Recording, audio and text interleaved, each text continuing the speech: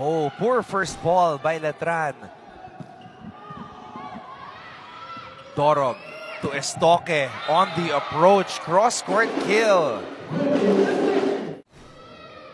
Here we go. Maraming salamat sa inyong panonood. Anton Ross together with Coach Hammer, Martin Antonio, and we also have Hannah Arguelles at courtside.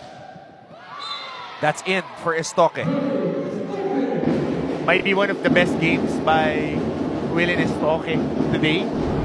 Being able to get a variety of attacks and a lot of sets. Well, he's been in the gym, our boy. Condition na, mapagmahal pa. Shout out to our boy Kurt Rosos. We hope to see that tarp again. Oh. Meanwhile, Benil finishes off Letran. 25-19 in the third set. And an 8-1 run to close that game out for the Benil Blazers.